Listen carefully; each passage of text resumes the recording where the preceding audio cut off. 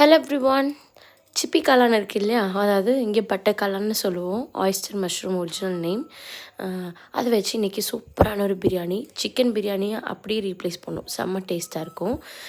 ஒரு டீஸ்பூன் மல்லி, ஒரு டீஸ்பூன் சோம்பு, சும்மா ஒரு பிஞ்சு சீரகம், கூட 2 ஏலக்காய், 4 கிராம்பு, ஒரு துண்டு பட்டை, அண்ட் தென் பிரியாணி இலை, இதெல்லாம் வச்சு நம்மளே பிரியாணி மசாலா பொடிச்சிட்டோம். பொடிச்சதுக்கப்புறமா கூட ஒரு 20 பல் பூண்டு, ஒரு சின்ன விரல் சைஸ் அளவு இஞ்சியும் சேர்த்தா அரைச்சி எடுத்து வச்சாச்சு. இப்போ தாளிக்கிறதுக்கு 2 கிராம்பு, 2 ஏலக்காய், ஒரு பட்டை, ஒரு பிரியாணி இலை, அது கூட ஒரு 10 சின்ன வெங்காயம், ஒரே ஒரு பெரிய சைஸ் பெரிய வெங்காயத்தை நல்லா கோல்டன் ப்ரௌனில் வதக்கிட்டு, ஒரு 30 சின்ன வெங்காயத்தை பல்ஸ் பண்ணி எடுத்து வச்சுருக்கோம்.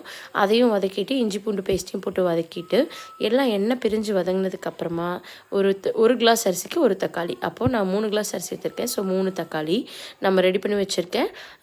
பிரியாணி மசாலா கூடவே ரெட் சில்லி பவுடர் உங்கள் காரத்துக்கு தகுந்த மாதிரி, ப்ளஸ் கலரும் சூப்பராக கொடுக்கும். வெங்காயத்தை கோல்டன் ப்ரௌனில் வதக்கிட்டிங்கன்னா உங்கள் பிரியாணி ஒரு சூப்பர் கலரில் கிடைக்கும். கூடவே கொஞ்சம் மஞ்சத்தூள் சேர்த்து 3 பாக்கெட் சிப்பி காளான் எடுத்திருக்கேன். அதாவது 1 டம்ளருக்கு 1 பாக்கெட் வச்சு 3 பாக்கெட் எடுத்திருக்கேன். ரைஸ் போட்டு உப்பு போட்டு ஒரே ஒரு விசில் வச்சு எடுத்தாச்சு. ஜீரக சம்பா பிரியாணி. சேம் டைமில் கீழே முட்டை பப்ஸ் வாங்கிட்டு வந்திருந்தாங்க. அதை சூடாக சாப்பிட்டுட்டு நம்ம பிரியாணியை ஓப்பன் பண்ணி வச்சாச்சு. சூப்பராக பிரியாணி ரெடி. சாப்பிட்டுட்டு தம்பி தூங்கியாச்சு. பாப்பாவுக்கு தூக்கம் வரல. ஸோ ஆதவனுக்கு வாங்கின பசல்ஸ் இது ஆக்சுவலாக 7 இயர்ஸ் ஆச்சு இது வாங்கி. அதை வச்சு பாப்பா விளையாண்டுட்டு இருந்தாங்க. அவளுக்கு கொஞ்சம் சொல்லி கொடுத்துட்டு இருந்தேன். மாம்பழம் கிடச்சிது இந்த சீசனில். மாம்பழம் செம்ம டேஸ்ட்டாக இருந்துச்சு. அது கொடுக்கலைங்கவும் பாப்பா டூ அப்படின்னு சொல்கிறாங்க.